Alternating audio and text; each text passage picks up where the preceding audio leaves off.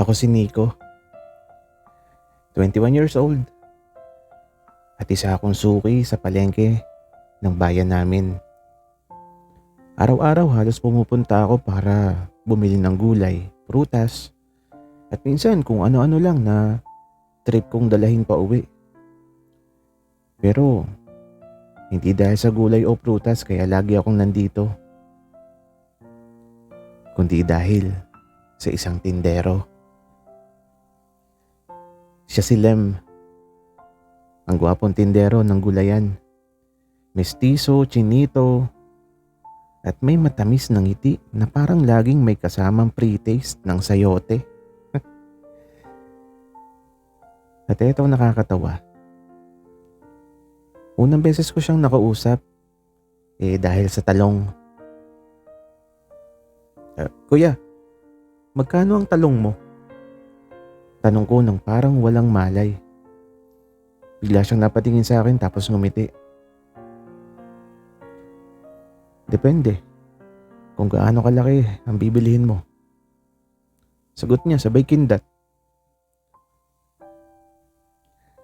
Alo, sa sobrang pagkasyok, munti ko nang mabitiwan yung bayong ko. Pinagtitinginan na kami ng ibang namimili kasi nagtawanan yung ibang tinderang nasa paligid. Grabe ka kuya, seryoso ako.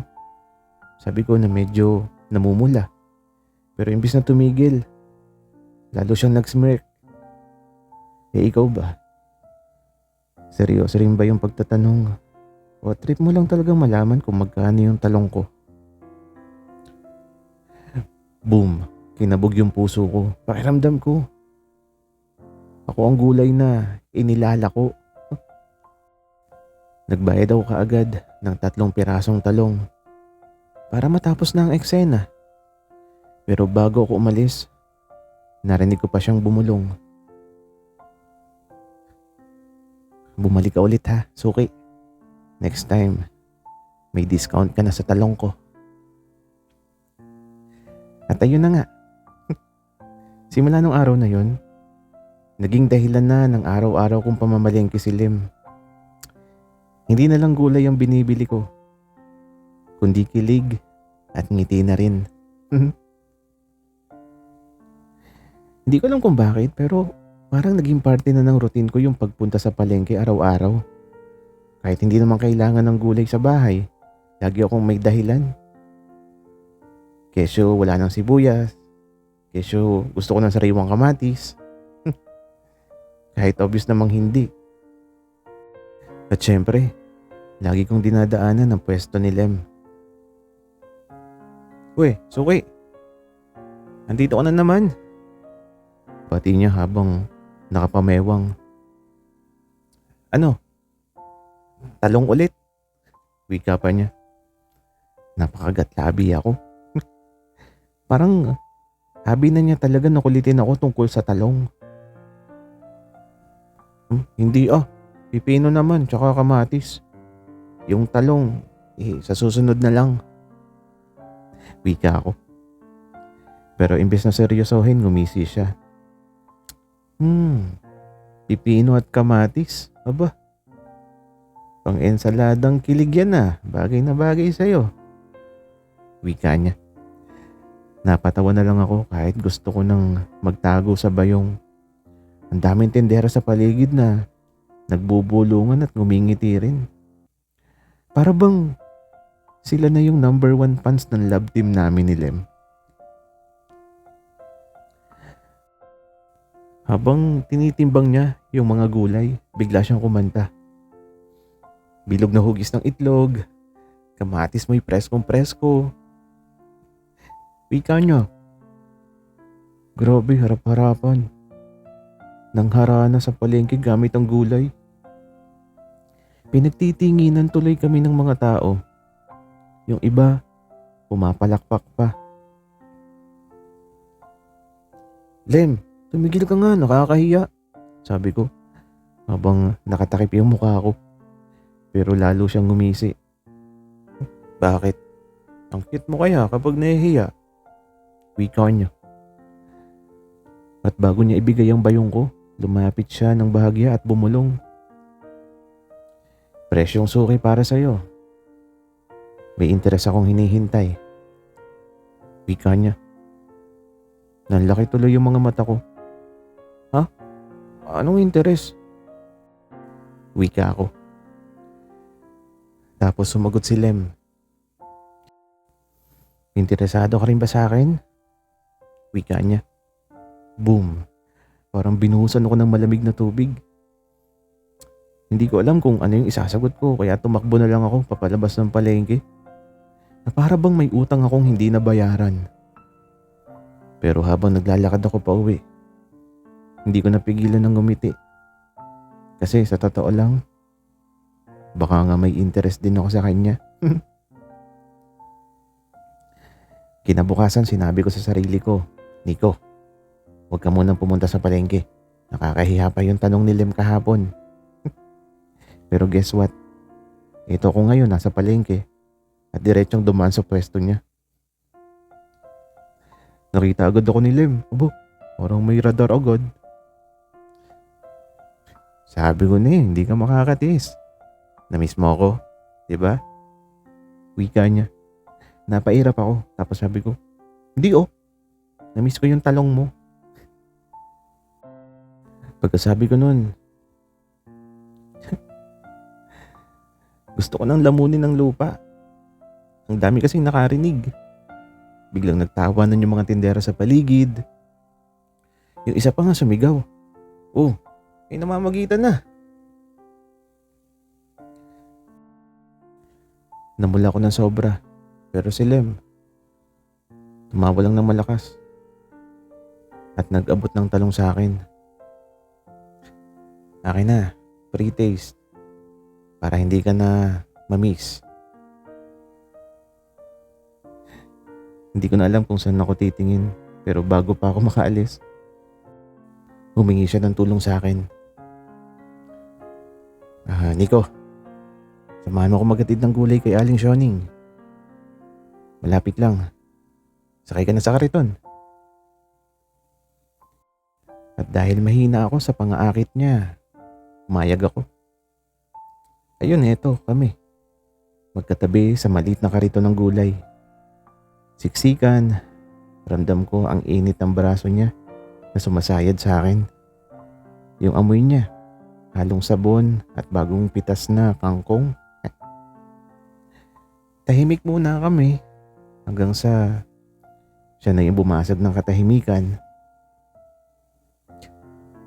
Alam mo, mas masarap pala maghatid ng gulay kapag may kasama akong cute. Wika niya. Cute?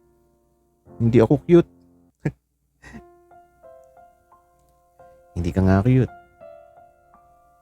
Masigit pa. Sagot niya, sabay ngiti. Parang nag-cartwheel ang puso ko.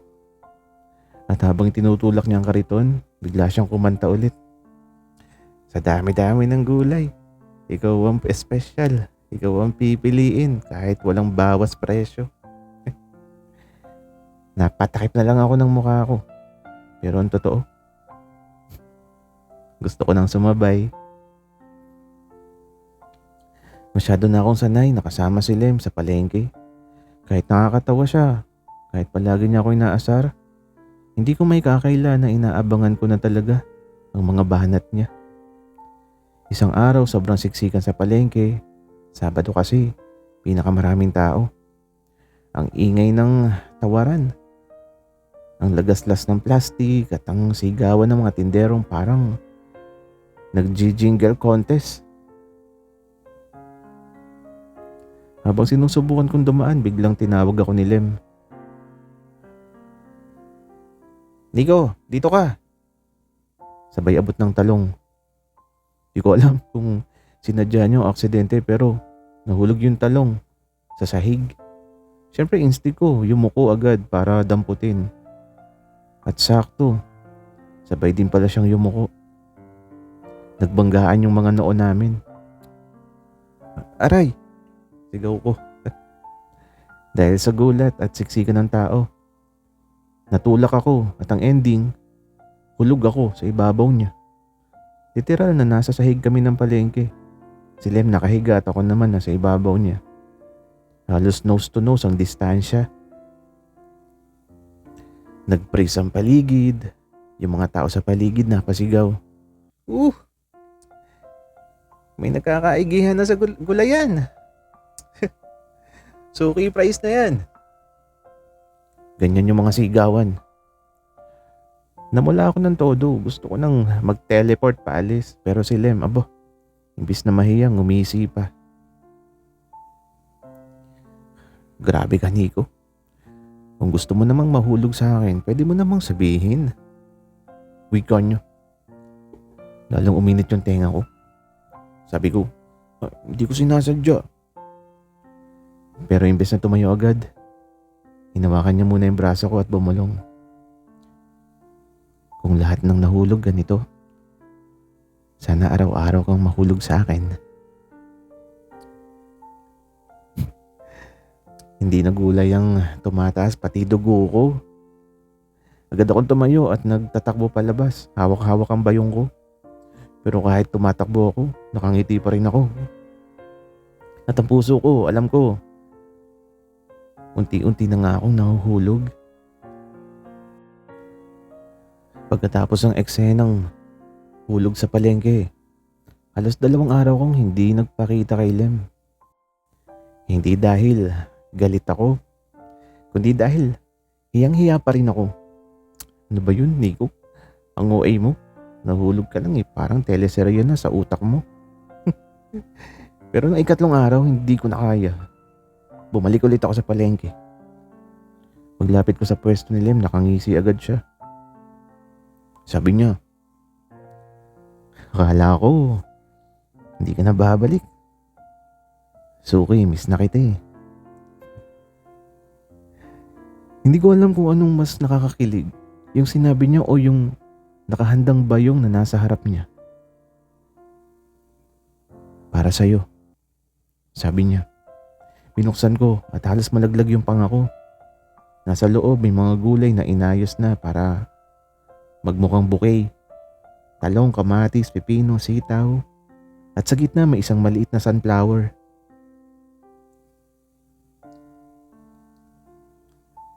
Lem, ano to? Wika ko. Bouquet, pero pang puso. Hindi pang sinigang. Wika naman niya. Natulala ako. Hindi ko alam kung tatawa ako o iiyak. Ay, bakit mo naman ako binibigyan nito? Kasi sa lahat ng suki ko, ikaw lang yung pinipilit kong bumalik araw-araw. Hindi dahil sa benta kundi dahil gusto kita makita.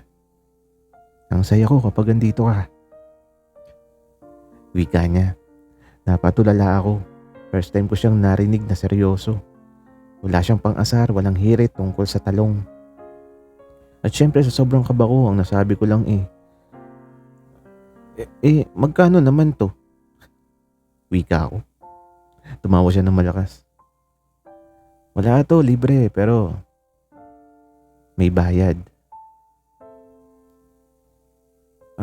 Bayad? Anong bayad? Ikaw. Yun na yung presyo. Wala na ako nagawa, kundi ngumiti. Ngumiti rin siya pabalik at sa sandaling yon, para kaming dalawa lang ang tao sa palengke.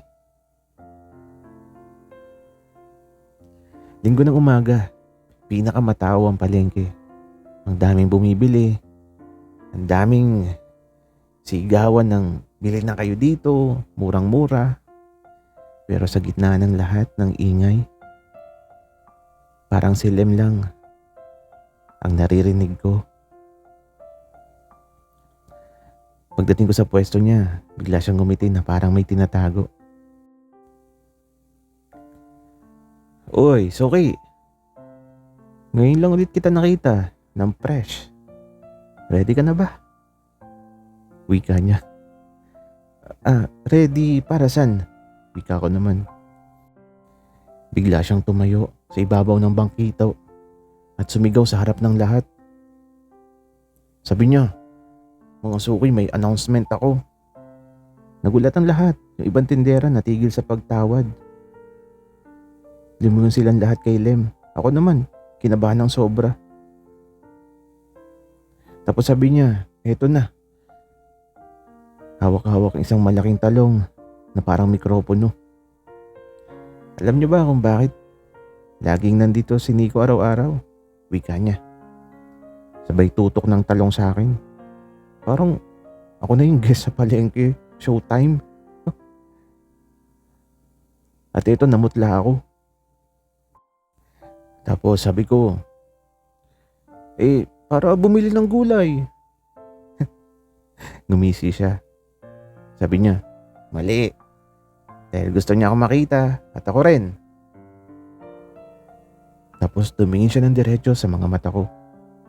Sabi pa niya, "Araw-araw kong hinihintay si Nico. Hindi dahil suki siya, kundi dahil siyang dahilan ng kilig dito sa palengke." Wika ni Lem. Tapos nagsigawan yung mga tao, yung mga tindera, pumapalakpak pa. Tapos sabi nila bagay na bagay. Suki ng price ang love story. Nakatulala lang ako. Hindi ko alam kung matatawa ako o may iyak. Pero habang ang lahat ay nakatingin sa akin, naramdaman ko na to na ito na yung tamang oras. Huminga ako na malalim, tapos sabi ko, "Ako rin." Halos nanginig yung boses ko. Tapos sabi ko pa, "Hindi lang kulang yung binabalikan ko dito. Ikaw din, Lem." Boom! Nagtilian ang buong palengke. May nagpalakpakan, may sumipol, may sumigaw ng kiss na. At bago pa ako makatanggi, si Lem na mismo ang lumapit. Hawak-hawak pa rin yung talong na parang mikropono. Tapos bumulong siya. Sabi niya, "Pwede bang sa harap ng lahat maging suki ka ng puso ko?" Hindi ko na napigilang ngumiti. Sabi ko, "Oo, Lem. Presyong suki, panghabang buhay." At sa gitna ng palengke habang ang lahat ay nag-cheer, nagyakap kami. Walang pakialam kung ang may mga manonood. Dahil sa wakas, nahanap ko na rin ang pinakamahalagang gulay sa buhay ko. Si Lem. Minsan ang pag-ibig ay parang pamimili sa palengke. Maingay, magulo, at puno ng tawaran. Pero kapag nahanap mo na yung bagay o tao na talagang swak sa puso mo, wala nang presyo ang katumbas nito. Kasi ang tunay na pagmamahal, presyong suki, walang bawas, walang labis. Sakto lang para sa'yo. Sana ay nagustuhan yung kwento namin. Maraming salamat.